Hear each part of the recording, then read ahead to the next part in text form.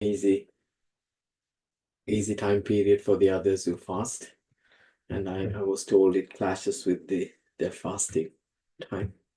So hopefully 1 or 2 weeks, and after that they'll be fine. Right, I'll record the class. Right, so we're gonna make a start with the external environment. I think I made a start last week with external environment chapter 4. We're gonna start from chapter 4 to 15, and then we would finish off the remainders. That's the approach I normally take, right? So every chapter that you're gonna come across, the first at the earlier stages, this is what you need to do, right? You need to make note of the models or the framework that you're gonna come across. And then you should be able to find, make note of for what purpose that particular model would be best suited, right? So let's make a start on this. And these are past exam questions. You can try from the revision kit, exam practice kit, right? These are past exam questions. Past exam questions here is not that important at the earlier stages, rather than the case studies, what is more important for us here, right? Let's make a start on this. So this is about the external environment. The whole chapter, whole syllabus is about how an organization can manage its business and then their business strategy so that they can achieve competitive advantage over their competitors, and then they can survive consistently, making consistent profit, right? So we need to study the organization, not only internally, and also we need to know about the external environment of the organization, right? So when you analyze the environment, particularly external environment, there are two sides to it. One will be the macro environment, and then the other one going to be the micro environment we need to analyze. Macro environment is generally broad factors that would impact everyone, right? Micro environment are more specific to the organization. So if a question tells us to evaluate the macro environment, best model may be the pestle analysis, pestle framework. But if the questions request us to analyze the microenvironment, the best model may be Porter's five forces. Let me quickly show you one of those past exam questions. We don't get questions like this now, right? This kind, most of your questions that you find on your revision kit, the exam practice kit, those questions on the practice kits are related to the previous exam style. Now, if I just show you this, one of this old exam question, just only the requirement. So here they have told us making use of appropriate models, analyze the external macro environment, right? In external macro environment in which this eco car is operating. And then the two parts to the questions. One, they're asking us to evaluate this particular organization's macro environment. And then the second part, we've been asked to evaluate more specific, the industry or the marketplace in which the eco-car is functioning, right? There are two sides. One was macro, then the other one was micro, right? So this is one of the old exam paper style, right? But we don't get these kind of questions now. We get more exhibit-based questions. And right. So that's the one. And also the importance of models and framework. I think I've shared during the introduction sessions, one of those ACC examiners, the marking scheme, right? So there is one available on the Moodle page, and I will be uploading more marking schemes on the ACC website. So that would give you the idea, the importance of these models. These models are used to create ideas. How are you going to present the answers? That's what we would need these models for, right? Good. Now we're gonna learn about the external macro environment, right? What are the models available, best model available to evaluate an external macro environment, right? That's what we're gonna do, right? So if you take an organization, because your exam question, right?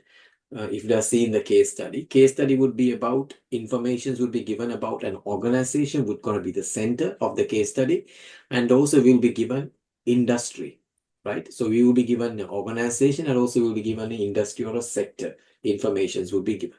So these are the external levels of the levels of the external environment for an organization. So immediate external environment going to be the competitors and their market. and then thereafter the industry, and then the macro environment, right? So moving, why this is important, why we think an organization has to study about the external environment. One of the important factors, there can be threats outside, a little change in the market. There can be threats, and you would have seen it recently, which is going on with because of this war, and markets are functioning really bad, right? So that kind of unexpected, you see what's going on with the oil, right? So that kind of unexpected events, we have to be ready. Those are threats that we face. So as a business, if you want to achieve competitive advantage and being consistent in the business, you need to know what coming up. What are those threats you're facing from the environment. That's key, right? At the same time, you also need to know what are the opportunities that is there for you from the external environment. So these are the two reasons why that we need to evaluate the external environment. Why this is important? Because if you've been asked to apply the model or a framework, say for example, you're applying the PESTEL framework, the way that you need to lay out your answers, every element of that PESTEL, say the first one, P stands for the political, right? So when you're going to write about political will be a subheading. When you're going to The fire. yes, When you get the other side of when you're going to discuss about the political factors, right? When you're going to discuss about the political factors, so first you're going to discuss about the opportunities there under the political heading. Then you would discuss the threats that is there under the political heading. So every elements, that's what your answer need to be presented. Opportunities and threats under each of these headings, right? That's the key for us to know the external threats as well as the opportunities out there for the organizations. Then it is also important for us to, what are those drivers of change, right? We know whether it is an organization, one particular organization, or it can be an industry, the whole sector. And they need to take advantage of opportunities out there. At the same time, they also need to be ready to respond to the threats that the environment poses towards them. So there are certain factors that would trigger such changes, right? One would be the increasing competitions. If your opposing competitors, when they make certain actions, and you also need to change, otherwise you would be out of the market, right? That would be one of the factors that would drive changes, drivers of change, right? And then the next one will be the customer taste and the buying behavior. This is where that when the customer taste changes, and if your product doesn't change, you wouldn't be out of the market. Good example would be I hope if you used to play with the toys, Toys R Us, which used to be in, I think they used to have one if I remember right, Peckham, one in, I think they had one in Bexley Heath as well. So there were many Toys R Us shops were there. And Toys R Us, we know what I need to buy. Right? And so in that case of example of Toys R Us, what happened for them, the taste, they failed to read how the kids generations, how they were moving towards the electronic gadgets in terms of their toys. So Toys R Us used to have only soft toys. So they failed to adapt to that changes. So they failed to read the market. That made them out of the market, right? Another example would be the Blockbuster, the video shop, and where they failed the opportunity there too, right? So those are the examples of failing to read the customer behavior or the customer taste. And nowadays you see the changes towards electric cars, right? That's a good example. So these are factors or the drivers that would make an organization to change. Likewise, the social change, in the age, income, and gender and demographic. Right. So these kind of changes would also be a trigger factor to organizations to change. And then, of course, in an economic cycle, when the country or the industry or sector, right, or global economic recession, and the organization also need to make some changes, right? Then, of course, political and legal pressures, new law, regulation, tax rules, that would also bring changes. And the recent example would be ban that they think they're gonna bring on petrol cars. So therefore, the petrol many cars that produces petrol cars, and they have to make certain changes. Likewise, increasing use of technology, right? And so you don't want to have, while all the others are using advanced technology, and you don't want to stay still with. I hope you remember what is Lotus 123 is. Have you heard about this name? Lotus 123, and this used to be the, I think, before Excel. Before Excel came, and this used to be the software they first came out, right? Using, right. Right. And then those are the triggers, drivers of changes. But these drivers not necessarily need to be external factors. They can also be internal factors, right? And it could trigger. And for example, if you have out of date working practices, so it need necessary for you to change, make changes. And then it can be changes in the organizational performance. And if you have a reducing profitability, you have no choice rather than making a big change, or new technology, right? So you are using old, and now it is being new technology need to be used, or changes in the senior management or high staff turnover. All these factors may be internal factor triggering the organizations to change the way that they function, right? And good. So in this example here, one of the tasks in September 22 exam identified that the board of company was aware that change in the external environment were likely to have a major impact of the company's strategic decisions in the next 5 years. So candidates were then asked to prepare a report for the board evaluating the key external drivers of change, which were likely to impact the company next 5 years. Examiner report noted good answers use the range of pestle factors. You see now, this question does not tell us which model or frameworks to use. But pestle would be one of the best model that would be useful to evaluate the external environment. But at the same time, you can discuss the driving factors, right? Good.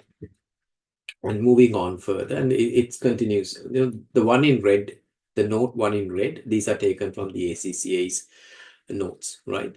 So this discuss mainly about pestle factors. We are trying to say these pestle factors that we have to evaluate, and they're just simply a list of influences, right? And a good analysis should identify the key drivers of changes in macro environment forces that may affect the structure of the industry, sector, or the market. And these are globalization drivers of factors. Why globalization is required these days? What was the driving factors organizations to go globalization? And one of the main reason is that the customer needs, everyone expect the same standardized kind of things. Now, that's one of the market globalization. Good example, maybe McDonald's. Wherever you go, whether in UK or in other country, in Europe or anywhere else, you see the same kind of standardization products are there. Then the global communications and distribution channel. It would help us to reduce the cost and then to provide opportunities for global marketing brands. So what we are trying to understand from here, these are the reasons or the driving factors that would drive towards an organizations to go global. Globalization's need, right? Then, of course, trade policies and technical standardization, and also having global competitions. Right? These are the reasons for why an organizations can, the factors that could drive the organizations to go global, right? And then moving on here, right? Even though there are changes in the external environment, not for every single changes, organizations need to respond, right?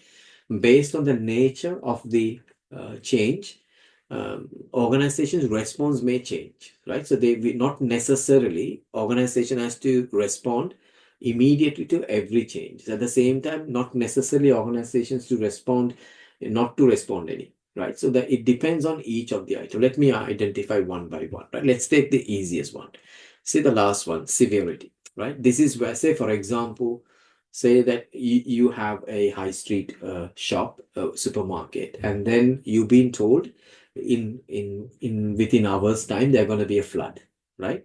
So this is an external change that you need to respond immediately because of the danger, right? That's kind of changes there.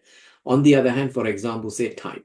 So again, you're in the same shop. Now you've been told you have some kind of tobacco that you are selling, and then the government has informed you within 1 year time, and they're going to bring a complete ban on selling tobacco. So even though you see there is a change in taking place in the external environment, but your immediate response is not required because you still have time of 1 year, right? So you would know there is a change is taking place, but you still have time to respond, right? So those may be the two. This is immediate response required. Here you still have time. Then the next one will be the stakeholder, right?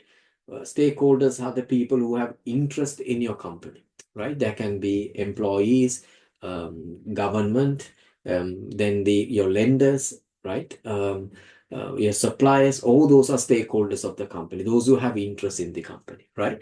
So when you make certain changes in the uh, organizations, you also need to make sure your key players, key stakeholders, that you keep them satisfied as well. You don't want to upset them because they would leave. For example, if the key players, mainly major shareholders, are the key players, if you're gonna upset them, they're gonna leave, right? So when you make these changes, you have to make sure their interests are protected. You meet their interests. That's one of the key things.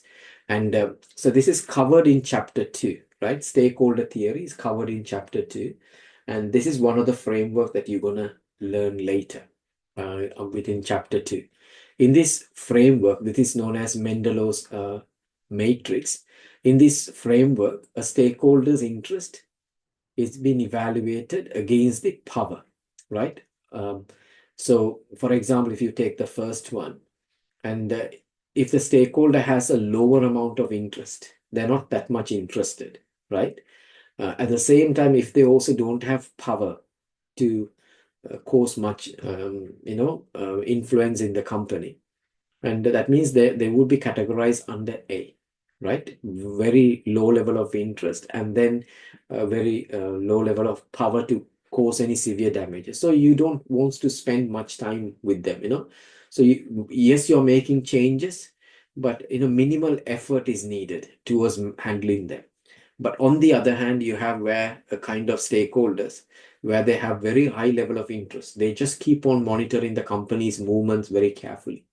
At the same time, you know that they have very high amount of influential power, right? And then that can put pressure on the organization. So you know that you don't want to lose them, right? There can be good example of these kind of stakeholders are the major shareholders, right? So you make sure that whatever the strategic changes you're going to bring, these stakeholders are satisfied as well. You need to make sure that it is acceptable to them. These are under category D, they are identified as the key players, right? Because I think if you access the Moodle page and then the one of the past exam marking scheme that I have shared, it clearly shows how the stakeholder Mendelow's matrix was applied, right? So sometimes when you read an exam question, you would make note.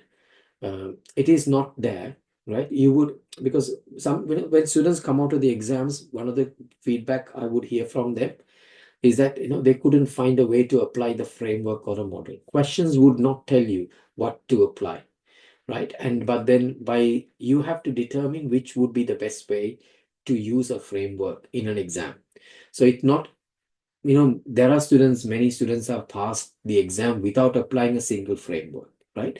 But students who score 70 plus are those students who apply framework in the answers, right? And that's good example would be the marking scheme. Once we start the past exam question practice, I would share them mainly, but I'm just giving you an idea. So you know the importance of learning framework from now onwards. You're gonna find much beneficial and easy towards the end, right? And then the other stakeholders are, you would keep them satisfied if they're in category C. That means, they have low level of interest, but then they have very high influence, right? But they can simply move from category C to category D, right? So once, it's their interest, and they can move from here to here simply, and then become from category C to category D, right? So you would make sure you keep them satisfied too. Right. And then the B one is where you do not have, they do not have the great ability to influence the strategy. So they have very low influential or the power they have, even though they have a high amount of interest. You just simply make sure that you keep informed. This matrix, which is the stakeholder analysis matrix, Mendelow's stakeholder analysis matrix, this would help the organizations to manage effectively their stakeholders, especially when related to their business strategy, right? So we are looking at what are the drivers that would bring changes. And so we said some changes you have to respond immediately, like severity. Some changes you have time to respond. But when you bring some certain changes, you need to make sure the stakeholders, you can keep them happy too. Likewise, the objective of the organization is the first one.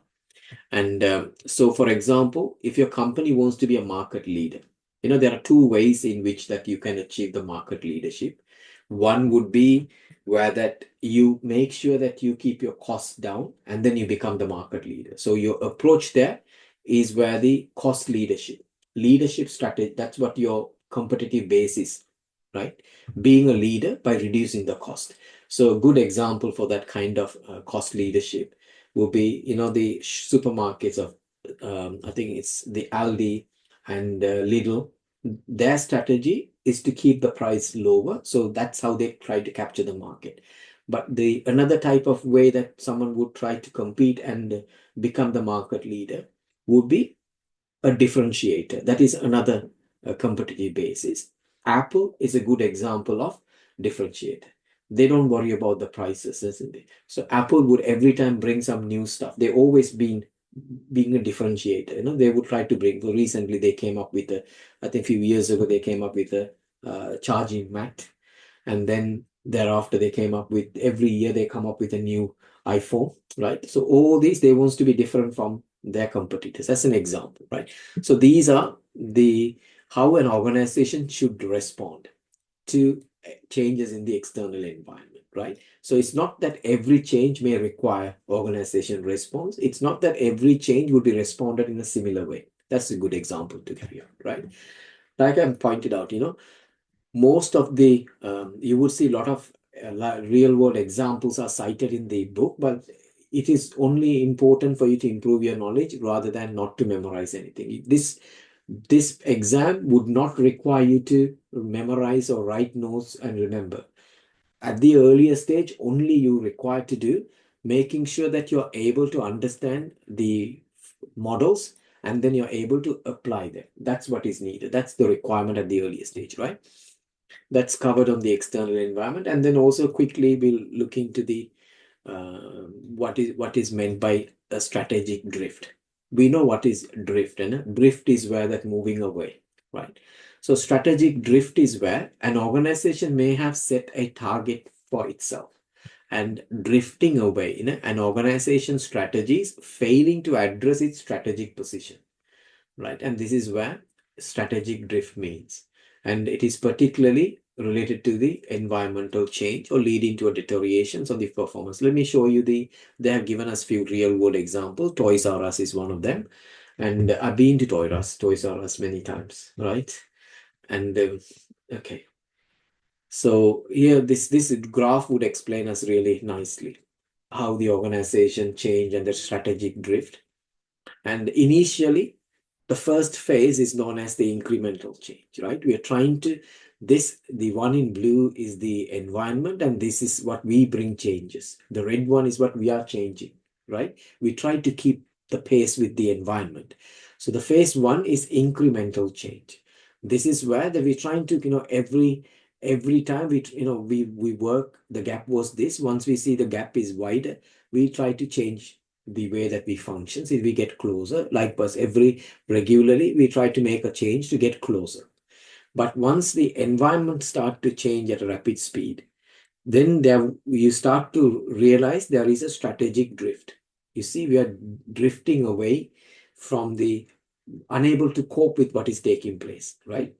And but then the stage 3 is where the complete loss. We have no clue what was going on here, right? Completely out. Unable to make sure, unable to do the necessary strategic changes to keep pace with the changing environment, right?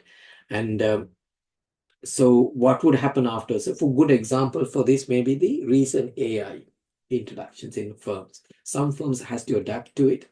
Otherwise, they would be pushed out. They have no clue what was going on. And once you reach that stage, and the phase 4 would be, you would reach to a point where if you don't make any changes now, you would be out of the business. It's a transformational change or a death.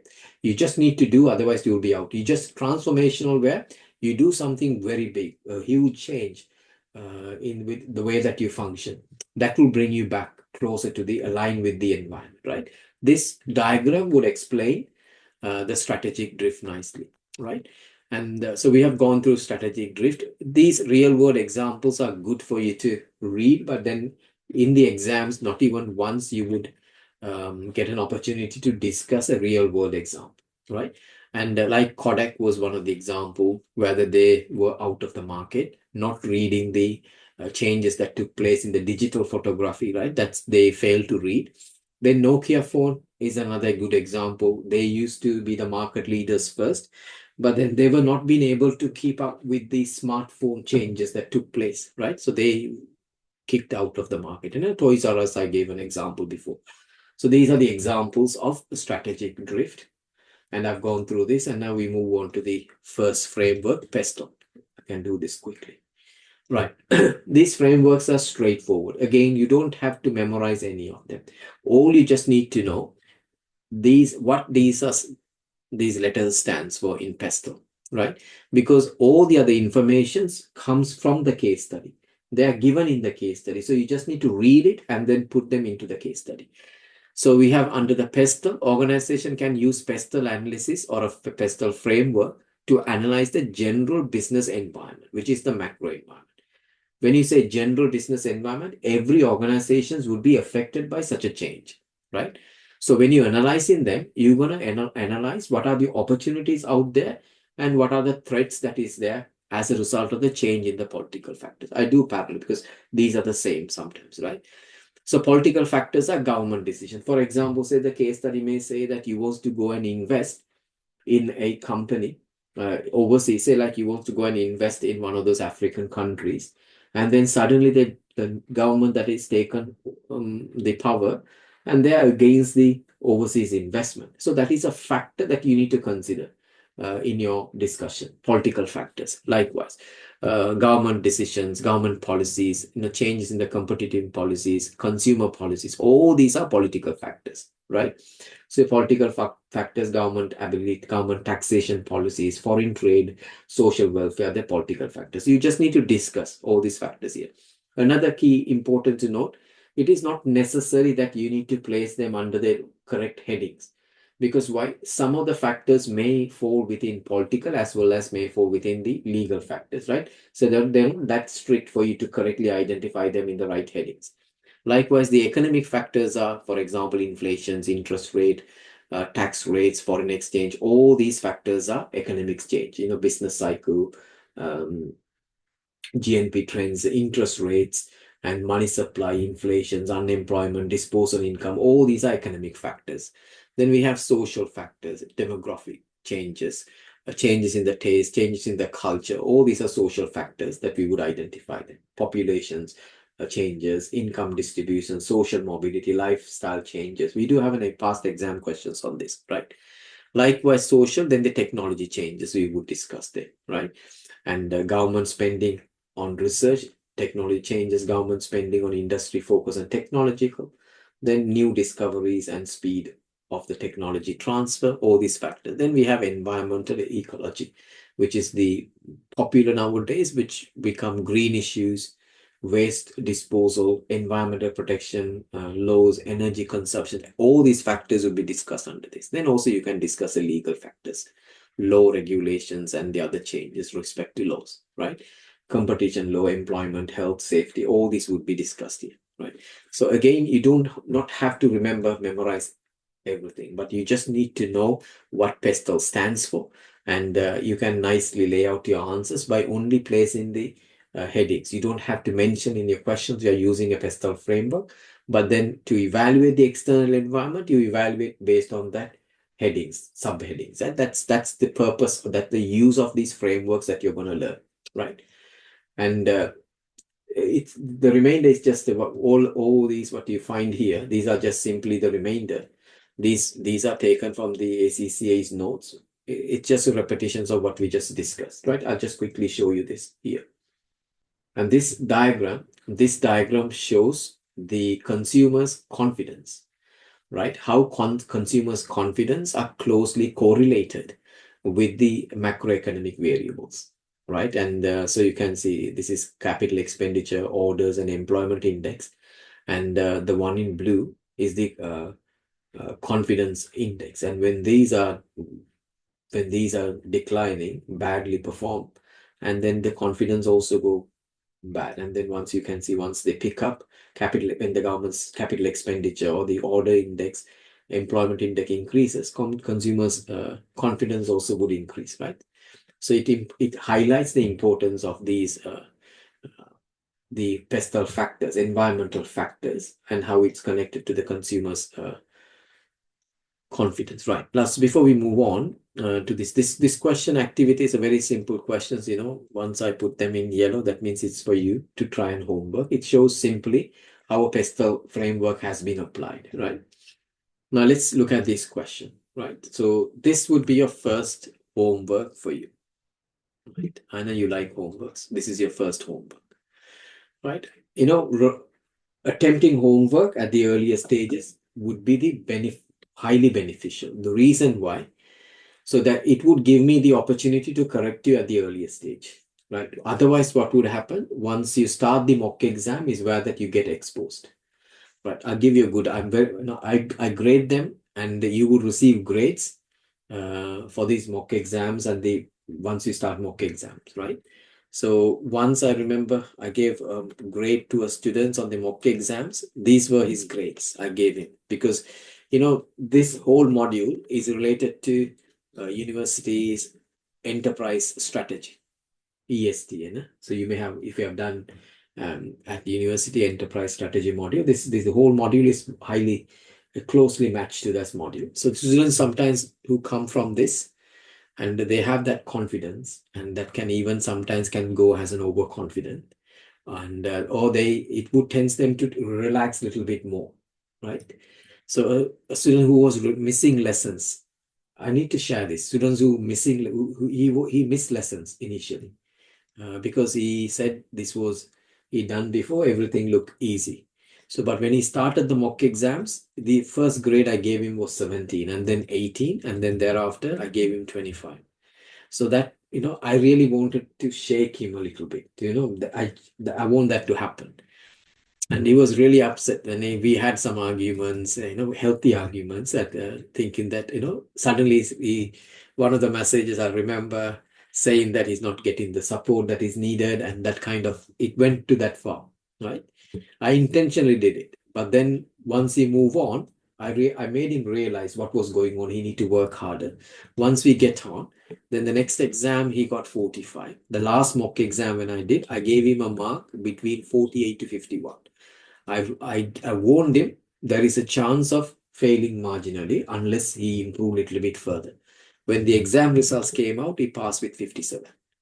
Right now he's done 3 papers. Now he's doing his final paper. So he has moved very good afterwards. That exercise that I gave him, that mental kind of shake I gave him, that settled him nicely, right? So this is an example. I'm sharing it because you need to work hard. If you do it from day one, you would find it easily to pull this paper through. But you need to follow the advice carefully. You don't have to write notes looking at the book and start memorizing. It is not needed on this, right? So certain aspects, what is needed, you just need to make sure you know the model's framework initially, and then understanding of the subject.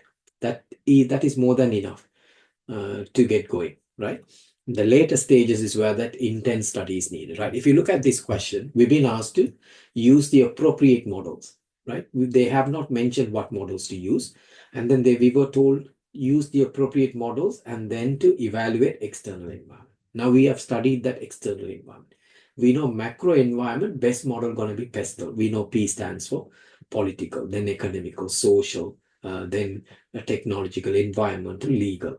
All these factors, you can analyze them. Sometimes when you look at an exam question paragraph, you may not find the one elements. For example, social may not even discuss. If it is not there, you don't have to write the heading. You just need to discuss what is being given. So basically in this question, right, we've been presented with 3 companies, and the subject of the company is this eco cars, right? And they have given us what the company has given. There is a lithium ion batteries they have invented. Their cars are based on that, and also the price. You can see the difference. Eco car, that the company that we are on, and we are charging the highest price compared to the competitors. And in terms of emissions, we have the zero emissions. But the performance wise, and it doesn't look that we are the worst performance, right? When you compare to the competitors, right? And then the range the car could travel, and it's also we are the worst performance. Then why? Why that our customers are willing to pay the extra money? Simply the feature was this. In this question, if you read the full paragraph, you would understand. And these customers that we have, those are environmental friendly customers who believe that they need to contribute to the society, to the environment. So when you're going to discuss, when you read each paragraph, from the each paragraph, you need to identify first paragraph, your first subheading. You would not mention you're going to use the Porter's pestle analysis, but the first one will be political factors. Under the political factors, you would try to read the questions. You can't write anything generic, right? Examiners do not like that. It must be related to the case study. So you have to read from here to identify what factors are political factors that is there. For example, giving a grant, getting a grant, government policies, unemployment. These are political factors. You just need to read the question, identify them, and rewrite them in the political factors. So you would identify them in such a way. You would discuss about the opportunities that is there for the eco cars. In a simple way, if I just, for my memory, if I just quickly explain this. One of the advantages these companies have, EcoCar has, government is giving a grant. Why? Because there is a lot of unemployment in the area. So government wants EcoCars to get involved and give opportunities to people for work. So that's one of the advantage where the EcoCars competitors don't get. EcoCar get it because it functions in that particular area. That's an advantage. So that's an opportunity that you would discuss. Then there are threats there. The threats that you would discuss, because these government policies, what if this government policy changes? What if opposition party comes to power who has a completely different view? So these are the threats that the EcoCar face, and they need to be ready strategically to make changes towards it, right? And that's one example that I have given, but I would like you to read this exercise, which is question number 12, EcoCar, from your practice kit, and then try it and then send the answers before next Saturday. So Friday is the deadline, right? This is the first homework that I'm giving you to try. Please do try. Try it like you're doing it for the exam. Initially, because this is the first time, you can do it in Word. But once we start mock exams, I would be putting onto the ACCA CBE portal, right? I would have access to it, then I would be giving you access to the portal. You would try those mock exams in the ACCA's portal. That's how the mock exams would take place, so that you have real practice on the portal. Initially, these we can do quickly on Word documents, and we can move on, because ACCA's portal do not allow me to upload anything that, past exam question that I create, but we have to use what is there. So ACCAs do not provide any mock exams on the real case study. So the first few mock exams, we're going to use the questions, that is past exam questions from the portal, ACCA portal, we will use them. Then the remainder, we can use a blank ACCA's portal to do the remaining 6 mock exams that is related to the case study, right? Let's move on. So we have done the macro, which is the external environment, macro, right, to evaluate. Now we're going to move on to the next model, which is the diamond model, right? Porter's diamond model. And this is where that when we especially, multinational companies, and if they has to choose between countries to invest in, we need to know which country has an advantage over the other, right? And for that purpose, we can use the Porter's diamond model to evaluate them. Porter's diamond model clearly identify which country's industry or a sector has an advantage over the other, right? So it evaluates them in terms of four factors. One, the supply side factors, which are factor conditions. Then demand conditions, and then they go for firm strategies. Then they go for related opportunities, related and supporting industries, and firm strategies. One by one, let's look at it. So the idea here is achieving competitive advantage. Factor conditions are supply side factors, right? So some side factors are basic, right? This is the minimum requirement that is needed for you to survive and compete in the industry.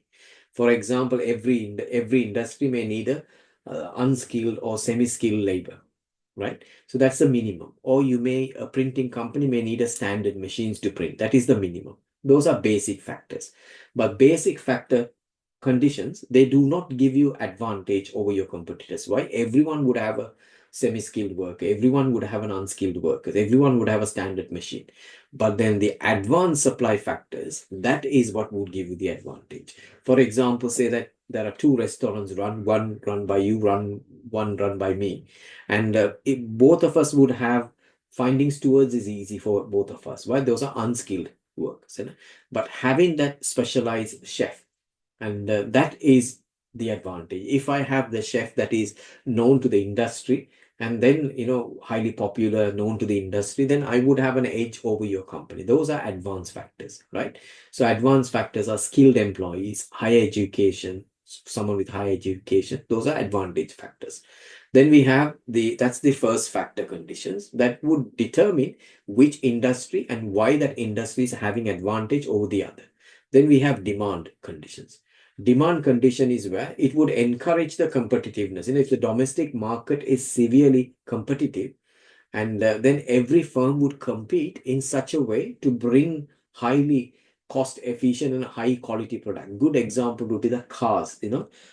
German is highly popular when it comes to producing good cars, right? Because the German industry itself has very high competition domestically, and those German cars can easily compete national level. All those brand cars that come from Germany, and they have very high reputation across, except for the recent diesel, the scandal, right? And then we have this related supporting industry. This is also important to determine which industry or a country would have an advantage over the other. There are other supporting industries are important. For example, supply chain is one of them, right? So you need to have a good supply chain, and so that you can get the supplies at a cheaper price and a quality, and also you can distribute to your customers, right, in a safe manner. So all these are supply factors, supporting conditions, and also firm strategy, structure, rivalry is also another factor that would determine the advantages an industry has over the other, right? And this would determine about the cultural factors, social attitude, and management style. Those are the other factors. And then you also would have the government policies, right? And sometimes, if you see question paragraph, and they would say a rural area being given to you as a question, but then they would say the government is highly interested in making investment in the infrastructure. So those factors are key to see comparison to make against another industry, right? Or you may want to open up a technological firm where there is no broadband connection at all, no infrastructure by the government at all. So that's factors need to be discussed, right? Good. And then here we have the how we can attain competitions, how we can attain national competitive advantage, right? By creating specialized factors of production through investment in education and infra. These are the way that government would intervene. See, it's a government influence over these four conditions on the diamond, and the government can invest in educations and infrastructure that will bring them the specialized factors in that particular area. Or they can privatizing the state-owned industry and deregulating the markets to promote competitions. Or they can provide grants, subsidies, or tax incentive to innovate small companies. These are the ways in which government can nurture an industry by intervening, right? That's an example for that. So that's the second model that we have learned. We've learned pestle analysis, which would evaluate the external environment. Now we learn the diamond model. Diamond model would evaluate the advantages between comparison between two countries or two industries. And then the next one, what we're going to learn is the Porter's five forces, right? Porter's five forces here, these are more specific for an industry or a sector, or more specific for a market. That's what Porter's five forces are. See, an organization's strategic position and performance is affected not only by the macro factors, but also by specific industry or market factors, right? It may only be related to that particular industry, right? And so these are the using the Porter's five forces model. There are three main uses are there. We'll come back to the. Let's see first what is the five forces? What are those five forces are? Porters. The first one would be the threats of new entrants. In an industry, say for example, in that industry, say you're running a telecommunication business, right? You're already there inside that. You already started a few years ago. You're running successfully. But then starting a telecommunication business is not that someone can do overnight. It requires a lot of investment, infrastructure. So there are a lot of barriers to entry there. When the barriers to entry are stronger, then there's less trouble for you staying within the industry if you're already there. So there won't be much competitions there if the barriers to entry is there, right? On the other hand, there can be powers of the suppliers.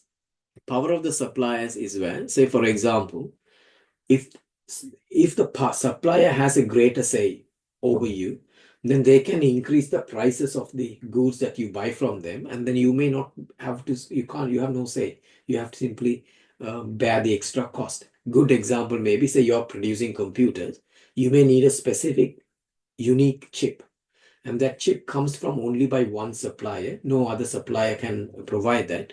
Then the supplier, if he increases the prices, then you have no choice rather than buying it. So supplier power is one of the key factors in determining the impact of the organization, right?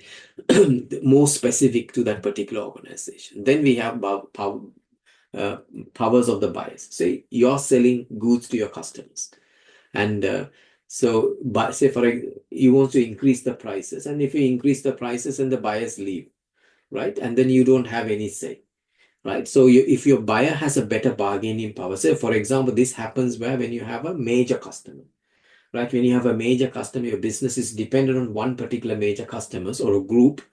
Then if they demand, you have no choice rather than reducing the prices, right? So that is also an impacting factor, more specific to your organization and the industry. Then we have threats of substitutes.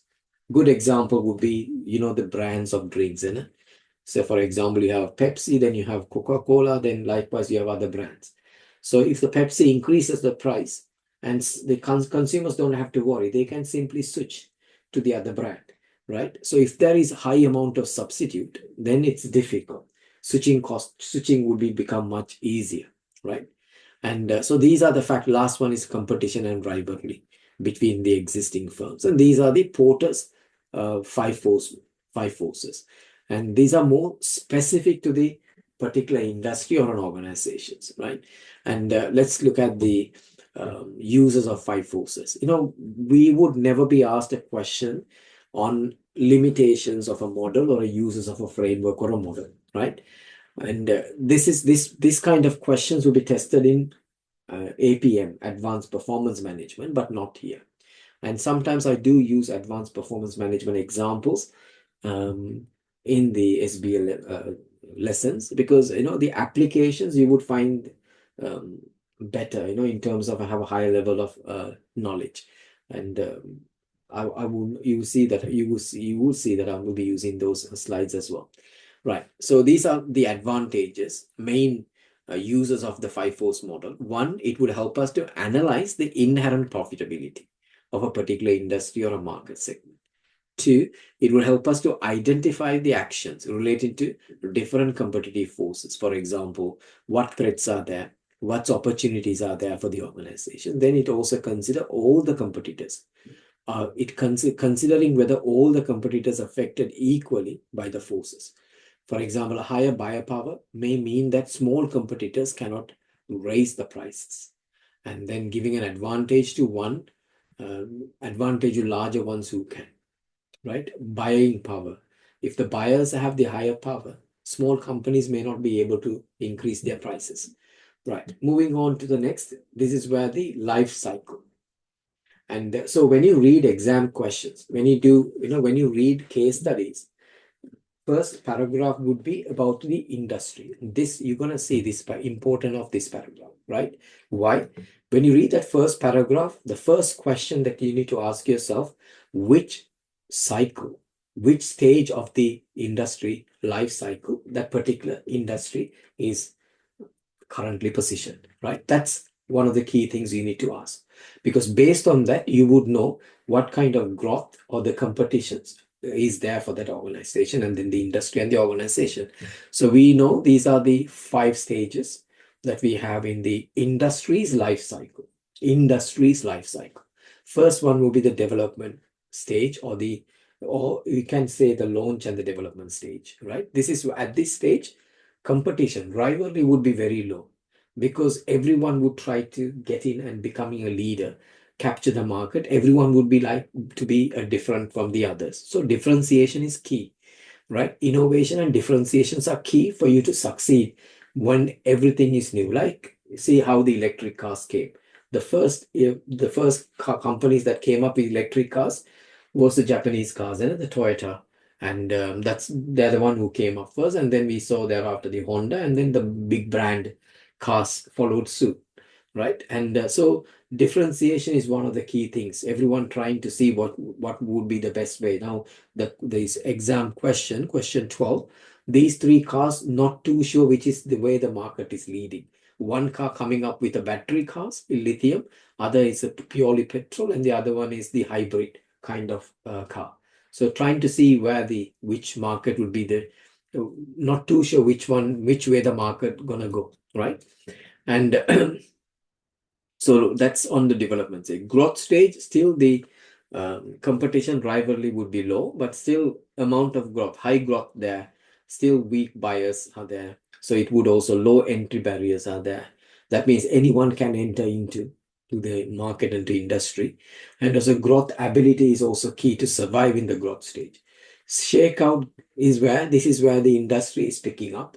Rivalry, competition is increasing, growth slowing down. Some companies would exit if they can't manage it. And then the managerial and financial strength are key to survive in the shakeout. Maturity, everything has peaked now, low growth, everyone trying to get a standard product. High entry barriers are there at the maturity stage. Market share and the cost are the key. Decline stage is where now extreme competitions, why everyone is dying out. So less number of customers, more number of players are there. Try to grab the customers from the other. Typically, many company would exit the business, or price competition would be severe. Cost and the commitment are key to face in the decline stages. So when you read the case study of an exam case study, when you're going to get your exam case study, probably your one, now it's March, in April, May, you would get it. So when you're going to receive your case study, when you read the industry, you just need to ask yourself which stage of the industry life cycle that particular case study is. Then you look at the features of it. That's the starting point to have a good understanding of the case study, right? Right. Then the same question. Now you can try as an homework the both part. For the first part of these questions, you need to write about the macro environment. Second part of the questions, you need to write the micro environment. Now, when you write these questions, especially when you write the answers for these, there is a section where that you will be told to address a particular skill, professional skills, right? So I'm going to make use of this opportunity to go through 2 of those professional skills. There are 5 professional skills are there related to SBL exam. Not only SBL, all the other exam questions exam papers, ACCA have these professional skills. So it is not that you have to memorize these professional skills. It's way of exhibiting in your answers that you do have those skills, right? So let's quickly switch back, and then I'll come back to these slides in a minute. But I showed you this when I did the introduction session. These are the 5 professional skills. SBL exam carries 20 marks for the professional skills, right? Technical skills for the questions are 80, but professional skills are easy, 20 marks are there, right? And these professional skills marks, right? First two we would address them. First skill is communication skills. So if the question says they are looking for communication skills, and if you achieve the communication skills, you would be given 4 marks. Altogether, 20 marks available. All 5 skills will be tested in an SBL exam. Communication skills is where you, in your writing, you need to express yourself clearly, convincingly, through an appropriate medium. Right. Say, for example, in an exam, in the ACCA, for example, they have given us a financial data, right? And they have given us the financial data. And they said these sales figures were given. And say, for example, this is the current year 2025. And then they also given you last year's figures, 2024.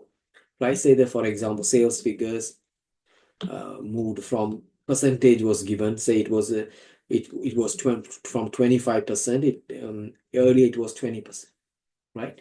So when you look at the trend, you would say, when you look at these trend, and when you're looking at it, you can see clearly sales has increased, right? So writing in your answer, simply writing it saying that sales increased is not good enough. That is not good communication, right? Your argument should be supported with evidence. Yes, this data is there in the exam, but the examiner wants you to write these informations in your answers as evidence. So when you're going to write them, you would write them by how much it is increased. Say, for example, it is increased by 5, isn't it? So 5, it is the increase is 5 divided by, you know how to find the percentage change, right? Percentage change would be closing minus the opening figure divided by the opening figure, right? So I do it exactly the way I just said to you. So closing was 25 minus the opening was 20 divided by the opening figure. This would give us the percentage increase. We can find the percentage increase. You can see 25%, right? So rather than simply saying sales increased, if you can write sales increased from 20 to 25, from 2024 to 25 by 25%, and then you would write to say why that's you think the sales have increased, that's good communication. That's how you need to start writing your answers. At the same time, keep it simple. You don't have to, unambiguous writing is what is expected. So when you write communication, your tone of writing is also another key factor. Because if the question says to you that you are writing to a board of directors, then the way that you're going to communicate, and then your audience going to be at a strategic level. So the factors that you discuss with them has to be strategic matters. You don't discuss day-to-day matters with them. So these are the things that you need to keep an eye on, right? Those are communication skills, the first part.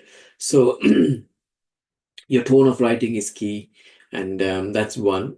And you can see here, you need to justify your answers, simply explaining clearly. Good clarity is needed in your answers. That's the how to achieve communication skills. Good writing, having a subheading. ACC examiners do like a nice presentations. So each paragraph, you would make sure you have a subheading, bold, and then write the answers. This is exactly they would prefer, right? Then the next one is commercial acumen. Commercial acumen is where this is the business knowledge, your business awareness. So you're writing.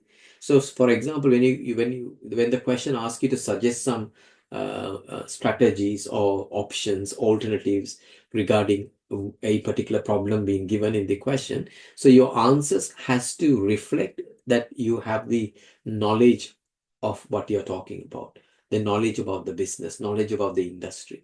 That is key. Why this is very important when it comes to SBL exam. Every time when the case study is given, we're going to get a different sector, different business, right? So this is one of the reasons why towards the end, once the case study is released, one of the exercise that I do, I evaluate.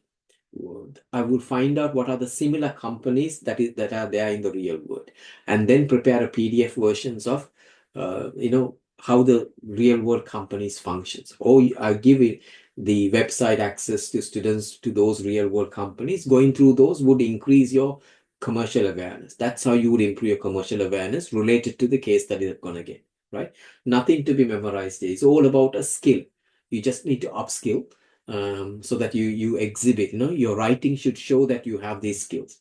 Easy 20 marks, right? Students who do well in professional skills marks, addressing them, they've always crossed 70s, right? Since I'm doing SBL exams, and there are many students have crossed 70s with a very high marks, they have passed this exam paper. Not a difficult and very short time, there's some students have done this, right? But then discipline is key, right? Commitment is key. You just need to um, let the process through. Allow me to help you throughout, right? That's what is key. Right, moving on. So I have done out of the 5 skills, I've gone through 2 skills. So the next exercise, I'll go to the next 2 skills. And then by the time we reach, and then we will be able to finish off the last one as well, right? So we have gone through today so far. You don't want to do tax. We have gone through today, we have gone through pestle analysis, we have gone through diamond model, we've gone through Porter's 5 forces. Pestle is for external, diamond is for the industry and the countries. 5 forces is more specific for one particular industry or a market, right? And this exercise 12 is your homework due by Friday. You just need to do it in a word and share it to an email with me, right? Let's move on. The final 2 we can finish early. Then this is on customers and markets. It is, if he wants to survive, it's all about business knowledge. Like he wants to do a business, he wants to run a business. And if he wants to survive and make competitive advantage, gain competitive advantage over the others, what is meant by competitive advantage? Competitive advantage is where you're making that extra return than your competitors. That is competitive advantage. And you make that return consistently. That will become sustainable competitive advantage, right? So when you look at the customers, it is important for you to know customers. Otherwise, you would not be able to survive. Now, if you look at simple example, and I'm sure that you may have at least one day that you may have visited KFC restaurant, right? And when you walk into a KFC restaurant, and when you compare KFCs with the other chicken related restaurants that they're out there, KFC do have a specific taste, isn't it? And because why? Because it's simply because of their recipe. So if you are the restaurant manager there, and you need to know why your customers are coming back to you, for which features in your product your customers are returning to you. And those kind of features are what is known as critical success factors. CSF, critical success factors, right? So you would identify the critical success factors in your product and you try to maintain them or to enhance them. So you would be able to retain your customers or even have a growth in the customers. That's the critical success factors. Once in an exam for a 2 marker, they ask students to define what is critical success factor. This was not recent exam before the case study style, right? That was one's test. Then we have this market. It is also important, right? In order to trade effectively in the market, and the company needs to have a good understanding of the composition and the behavior of the market if you want to succeed. Market attractiveness is what is key. No point of, if you don't know what would be the market would bring to you. The attractiveness of a market determined by the factors as size of the market, profit margin, market growth. These factors are key. Market attractiveness. And there's no point of the market is attractive, but if if your product is not attractive, if your business is not attractive, right? This market attractiveness is important for you to survive and succeed and make competitive advantage. Same times, your business also should be attractive. Customers should come to you, right? So they would that attractiveness should be there. Then we have the next factor would be the market segmentations. And you may have seen this in supermarkets. Particularly, I've seen this in Iceland, and where that when they introduce certain pricing policies, they target particularly the certain sectors. Like seniors. I would rather say that would be the better word. So, they would say like for seniors, if you're there and then you get 10% off of a particular product. That's kind of strategy, market segmentations. Market can be segmented based on a homogeneous group of potential customers.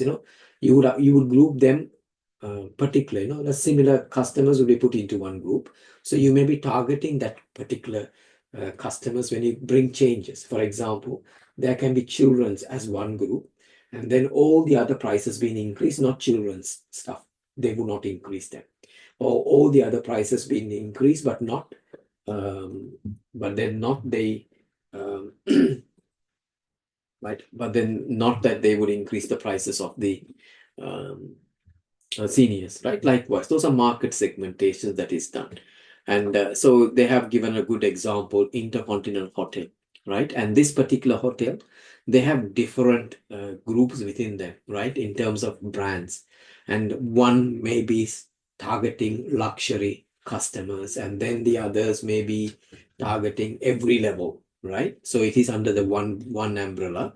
They have targeting several group of customers based on their uh, affordability or based on their demand and requirement. That's an example of market segmentation. Why we are just looking at it. You're going to see this again in the when you analyze the case study. If the business wants to survive, it is also important for the business to know who their customers are, what they want. At the same time, it also need to have a good understanding of the market it functions, and also have a good understanding of whether their business is attractive for the market. It's no point of you selling a stuff where there is no one wants to buy, right? That's related to that. And then the market segmentations is also a way of a business strategy, um, targeting based on group of customers, right? So you would segment them based on their particular features, and then your business strategy may be focusing on one particular or multiple group. So that's on market segmentation. All these are, you want to survive, make competitive advantage over the competitors. Then the last one on this today's first chapter is scenario planning. Scenario planning is, I think, is the best way to start from here, right? And I hope you're familiar with this TCFD, which is one of those framework task force, which would be implemented to look after the climate changes, right? Especially the IFRS S1 and S2. And so even in that the TCFD framework, it was recommended that the organization should have kind of a scenario planning analysis should have. That means towards unexpected climate changes event. Organizations should be ready to face any different kinds of scenarios, right? So for example, plausible views they would have. And so it's like, what would happen if suddenly say there's a huge drop in the markets and the sales have declined, how they going to respond to it? That's one way of working it out, right? And so these are in terms of when you look at the scenario planning is a strategic management tool, right? These are used by the management for the anticipate trends, right? And which are difficult to formalize and are based on the subjective interpretations of the environment analysis, right? And let's look at it. So these scenario planning is where scenario planning involves constructing plausible. What we're trying to have different scenarios. If scenario A, this is how we want to respond. If the scenario B happens, this is how we're going to respond. Likewise, the organization is ready to face unexpected events, right? These are not actual events. These are plausible views. And how an organization can conduct a scenario planning step by step. It has been given here. The first one, they need to identify the scope, right? They have to clearly identify the scope and their major stakeholders, right? That's what they need to do. And thereafter, they need to identify the trend and the areas of uncertainty. They can use the pestle factors to identify. Then they would try to construct the initial scenarios. Then they would check this scenario for consistency. Then they would expand the initial scenario to full descriptions. Then they would develop quantitative models of the effect of the different scenarios. And finally, they would develop strategies. This is how an organization can develop these scenarios so that they will be able to face the unexpected in the industry, right? So at the end here, we have, they do have this further reading at the end of the book. And my advice to you is very simple. right? Keep it low and, less stressful at the earlier stages. Don't put too much effort at the earlier stages of the SBL exam. You would need, I'm going to be blunt, I'm going to be straightforward. You say, for example, from May, right? Not even from May 3rd, and from probably it would start from 11th of May, right? And I would rather say you should be ready. I tell you, I'm very open here. You should be ready from May 11th until, I think it is the day before, So if it was May here, exam gonna be your exam gonna be on June 2nd. SBL always takes place on a Tuesday, so your exam will be on June 2nd, right? So at least we can target until 31st of May, right? So if you plan your work holidays, and then I would highly recommend it has to be within these days, right? So especially the last week, right? That's where that you need to target. That will definitely help the SBL exam, because you would not get any related notes until the last 10 days, because everyone would receive the case study 10 days before. So on those last 10 days, right, I may need 1 or 2 days to prepare the stuff for you, prepare all the related stuff for you, and then you may need at least 10 hours per day kind of hard work on that last 10 days. If you can put this kind of effort in the last 10 days, and there is no chance that you can, we would definitely see this through. This is the way I can advise. What happens with most of the students, and towards the end, they do find SBL exam overwhelming, because of not because of it is subject wise, because informations that we're going to receive, everything going to come through the last 10 days, right? And that is the difficulty. They suddenly start to feel this is too much, this is overwhelming. It's a challenge, right? And those who can handle it, you would see it through nicely. So rather than cherry picking the topics, so you're gonna, towards the end, you're gonna get 6 mock exams on the live on the actual exam, 6 mock exams, right? And then also you're gonna get on top of the 6 mock exams, you're gonna have 3 Excel files of analyzing the organization, analyzing the industry, applying the framework, right? All the framework we're gonna learn would be applied, and then you're gonna get an Excel spreadsheet for it. Then on top of it, you're gonna also gonna get at least 50 exhibits based question and answers, right? Exhibit based question and answers. And this is applying 360, your complete syllabus being applied to the exam case study, right? So this is what I'm saying. So the stress going to be towards the last 10 days, because we can't work this before until the point when the case study is released. So you need to be ready, prepared mentally, right? Even the last exam students who sat the exam, and 2 days before the exams, all the messages I used to receive from students, I'm scared. And then, oh, this is too much. I don't know what's going on. These are the messages. But after the exam, all those students who send those messages after the exam was easy. Everything was very similar. These are the kind of messages I've received, right? So you just need to learn to hold on the stress. You need to be able to manage your stress towards the last 10 days. This is the message from me, right? Keep it simple at the earlier stages. Do the homework, improve your writing style. These are the things you need to build now, because writing style cannot be improved within the last short period, right? Last 10 days, you need to focus on the case study. You can't just waste your time going through models and frameworks and trying to learn the models and framework in the last 10 days. That's the advice, right? So we have covered chapter 5, chapter 4 now. So the next week we're gonna move on to look into chapter 5, right? So we will move on to chapter 5 next week, not week 5, chapter 5, right? Yeah, we done cover. So we'll be, I think it's competitive advantage is what we're gonna start from next week, right?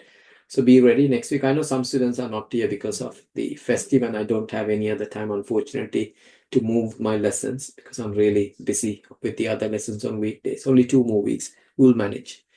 Right, guys. And I would like to thank you for attending on a Sunday. Sunday is not easy. And I'll see you next week. same time. And if once you've done your homework, please do share the homework with me, right? You guys take care and have a nice break. Bye-bye. Thank you. Bye. You're welcome. Take care. See ya. Bye. Bye-bye. Thank you, sir. Bye. You're welcome. Take care.